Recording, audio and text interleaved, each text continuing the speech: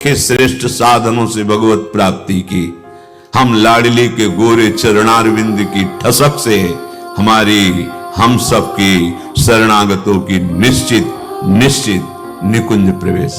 और निकुंज कोई बातों में रखा है? हाँ, निकुंज की बातें करो, निकुंज की बातें सोचो, निकुंज की बातें चिंतन में करो, निकुंज में जीते जी पहुंच जाओगे सशरीर।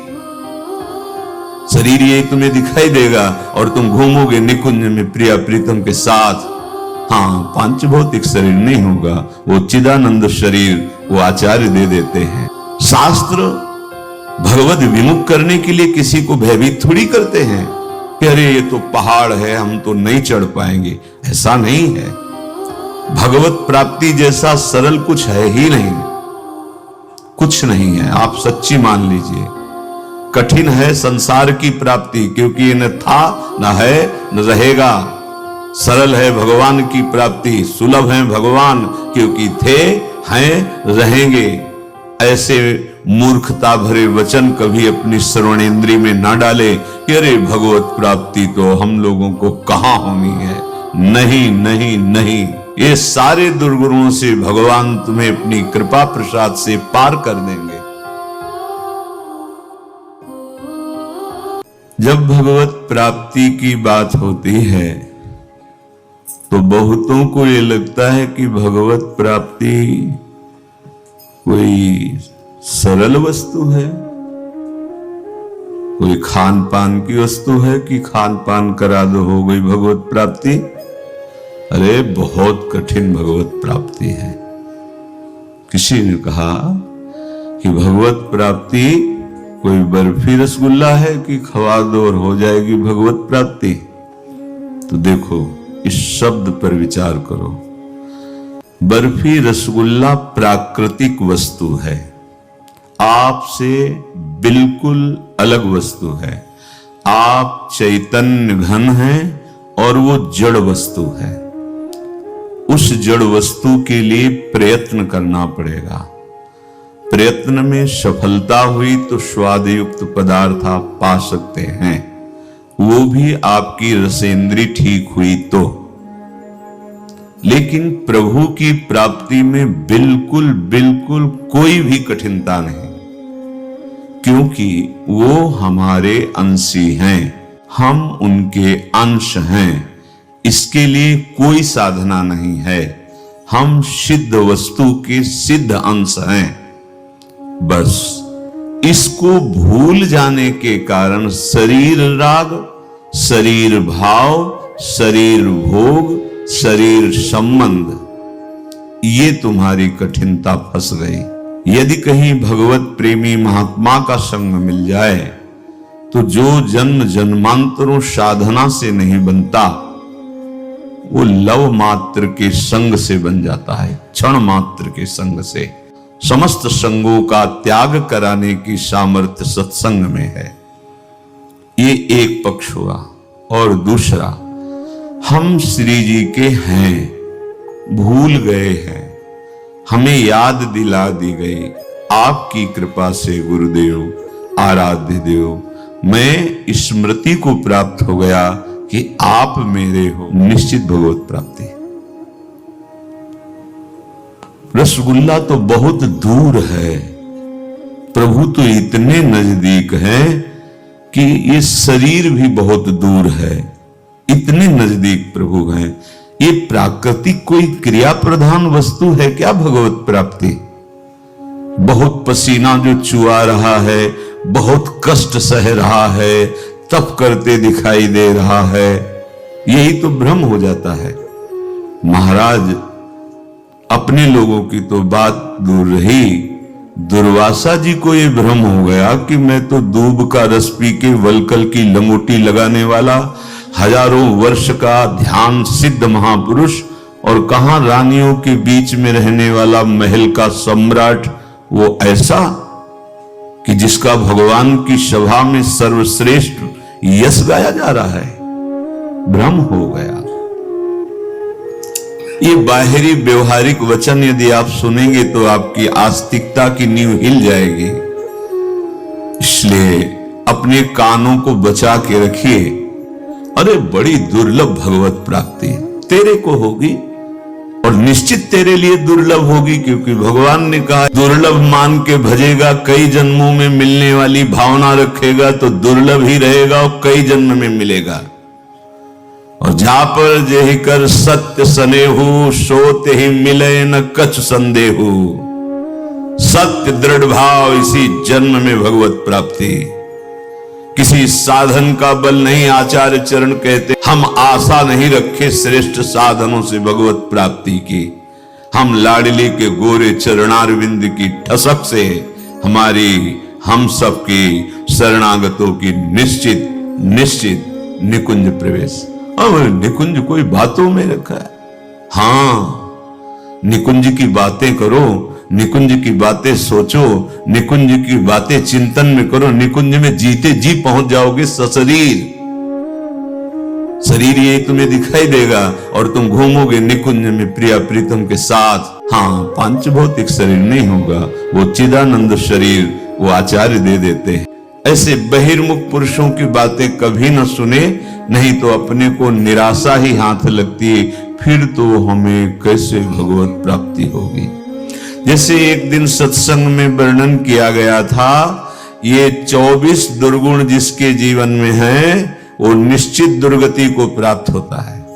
तो ये किस लिए वर्णन किया गया? प्रायः पूरी सृष्टि में नाप लो, भगवान और भगवान के निज जनों के सिवा ये सारे दोष कुछ न कुछ मिलेंगे ही।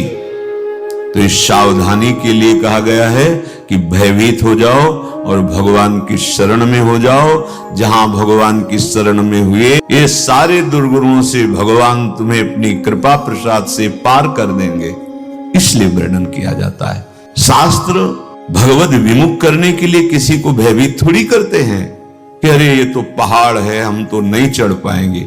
ऐसा नहीं है। भगवत प्राप्ति जैसा सरल कुछ है ही नहीं, कुछ नहीं है। आप सच्ची मान लीजिए। कठिन है संसार की प्राप्ति, क्योंकि ये न था न है न रहेगा। सरल है भगवान की प्राप्ति, सुलभ है भगवान, क्योंकि थे हैं रहेंगे।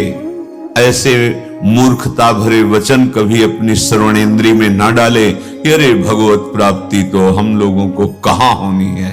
नहीं नहीं नहीं, चूक हो जाएगी। माया अपने पार्षदों को आपके पास भेजेगी, किसी भी रूप में हो, किसी भी रूप में, जो हमारी श्रद्धा और हमारी भावना और हमारे भगवत विश्वास को डगमगा दे, वो माया का पार्षद होगा। बचो, अपनी भावना और निष्ठा को छुपा के रखो, उसी से भगवान की अद्भुत अद्भुत कृपा का अनुभव होगा। हमारी बात नहीं है, महापुरुषों की बात है। चलते हैं। श्रीपाद प्रबोधानंद जी महाराज कह रहे हैं, स्वामिनी बहुत समय हो गया वृंदावन रहते हुए, आपका आश्रय लिए। क्या मैं आपके मुखारविंद का दर्शन नहीं कर पाऊंगा? क्या आपकी वो मनोहर भ्रकुटी जिसके तनिक वक्र होने पर अखिल लोक चूड़ामणि लुटते हैं, वो मंद मुस्कान जिसमें अद्भुत प्रेम वर्षा होती है, वो प्रफुल्ल कनक वर्ण आपका मुखारविंद, क्या मैं अपने नेत्रों से नहीं देख पाऊंगा? इतने बड़े महापुरुष वृंदावन रस में अभिषिक्त चित्त, क्या इनको श्री जी के दर्शन नहीं हुए? ऐसी लीलाओं का वर्णन है जिसमें साथ श्री जी के हैं, श्री जी के साथ हैं, श्री जी के श्रीअंग का श्रृंगार कर रहे हैं, पर ये प्रेम है। खिला हुआ स्वर्ण कमल जैसा आपका मुख मैं क्यों नहीं देख पा रहा हूं? कब देखूंगा? कब आप कृपा करेंगी? जब उपासक का हृदय अपने आराध्य देव के चिंतन में ही केवल रहता है, तब ये व्याकुलता आती है। एक क्षण के लिए भी उसके मन में अन्य कोई चाह उत्पन्न होती ही नहीं। अभी लक्ष्य नहीं बना प्यारे, सच्ची मानना। लक्ष्य नहीं बन पाया, इसलिए ये बात नहीं आ रही। नहीं, इसमें साधन प्रधान नहीं है ये। यह गुण साधन ते नहीं होई, तुम्हारी कृपा पाओ कोई कोई। कोई कोई में अपने लोग हैं। अनंत ब्रह्मांडों में इतने जीव हैं, उन जीवों में कितने मनुष्य हैं, मनुष्यों में कितने सतमार्ग में चलते हैं, सतमार्ग में कितने प्रेम मार्ग में चलते हैं, ऐसे बिरले गिने जाएं। अपने सब उन्हीं विरलों में हैं। श्री धाम में आ गए हो, श्री जी के चरण का आश्रय लिया है। अब हमारे हृदय में कोई ऐसी चाहे हैं जो हमें चैन लेने दे रही है। अगर ये चैन नष्ट हो जाए तो बात बन जाए। कहीं हम चैन ले रहे हैं, नहीं तो ये चैन मिट जाए तो फिर व्याकुलता प्रकट हो जाए। कैसी व्याकुलता? हे मेरे प्राणों के प्राणनाथ, कब मैं अपने भर नेत्र आपको देखूंगा। हम जिसका नाम रटते हैं, जिसके लिए जीवन समर्पित किए हैं, जिसकी हम बाट जो रहे हैं, हमें उससे मिलने की इच्छा नहीं, हमें उसे देखने की चाह नहीं, कोई और चाह है। अभी